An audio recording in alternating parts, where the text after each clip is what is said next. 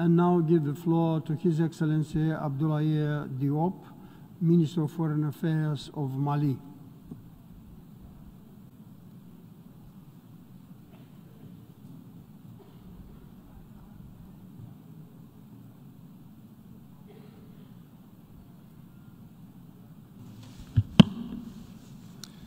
Monsieur le Président, j'ai l'honneur de délivrer le présent discours au nom de son Excellence le colonel Assimi Goïta, président de la transition, chef de l'État du Mali et président de la Confédération des États du Sahel, réunissant le Mali, le Burkina et le Niger.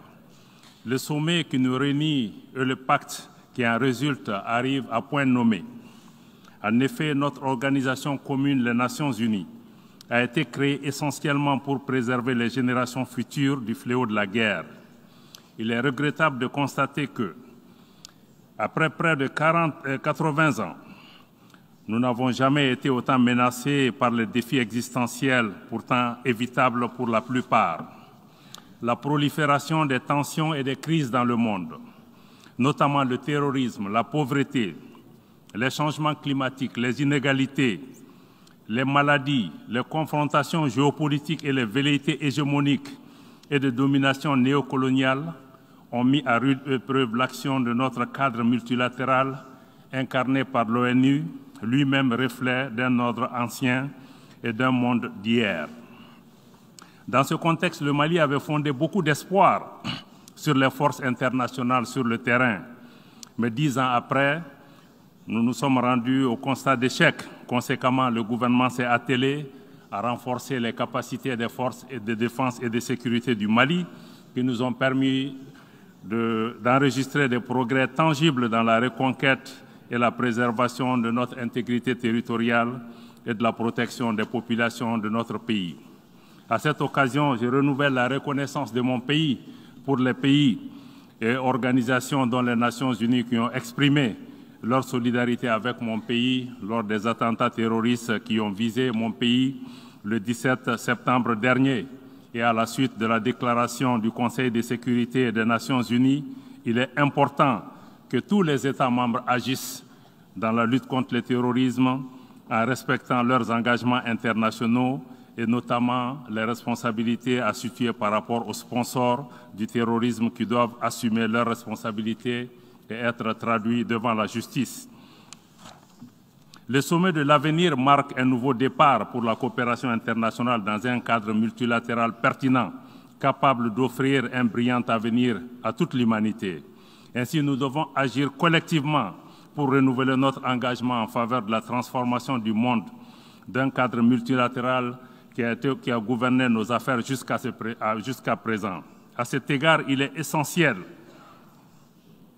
que des décisions et les engagements ambitieux permettent de répondre aux aspirations de nos populations, notamment ceux du Sud global.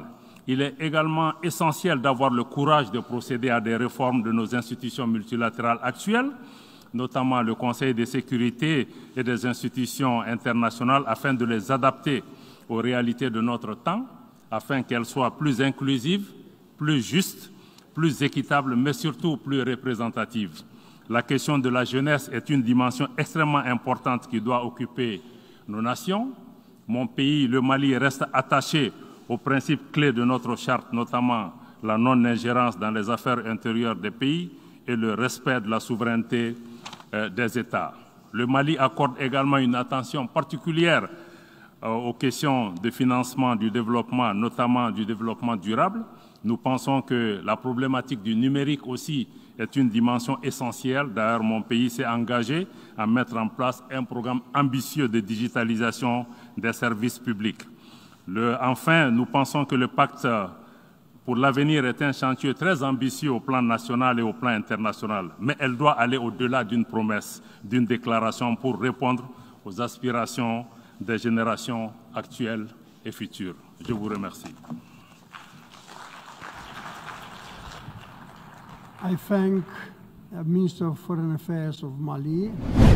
Now I give the floor to Minister of Foreign Affairs and International Cooperation of Mali. Merci, Monsieur le Président. Le Mali tient à réaffirmer son attachement au multilatéralisme incarné par notre organisation commune, l'Organisation des Nations Unies, mais aussi dans le respect des principes édictés à l'article 2 de la Charte, notamment le respect de l'égalité souveraine de tous les États, la non-ingérence dans les affaires intérieures des États, mais aussi la non-utilisation de considérations géopolitiques pour punir des populations entières pour leurs choix politiques.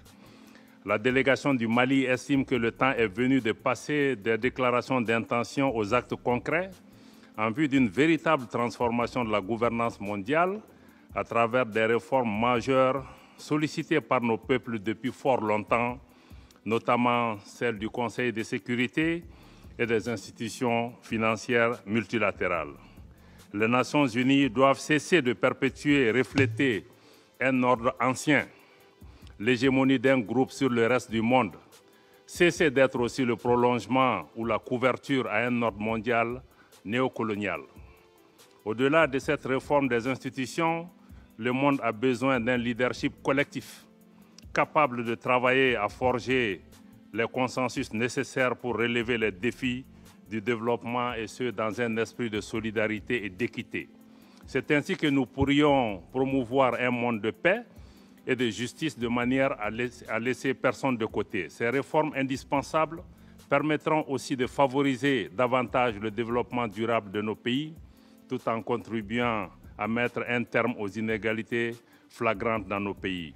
Face aux lenteurs enregistrées de la réalisation des ODD, ma délégation préconise qu'une priorité absolue soit accordée à la mise en place de mécanismes robustes de financement innovants aux fins de dynamiser véritablement la mise en œuvre de l'agenda 2030.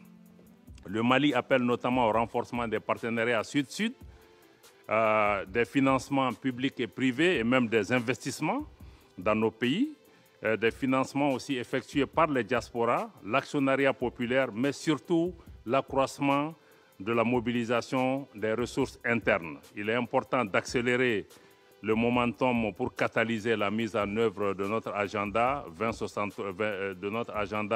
2030. Donc, pour terminer, le Mali note que les défis à relever pour un monde de paix et de prospérité sont bien à la portée de nos États, pour peu qu'on fasse preuve d'imagination et de courage. Cependant, pour y arriver, nous devrons collectivement faire preuve d'une réelle volonté de changement pour une gouvernance mondiale au service de tous les peuples. Je vous remercie.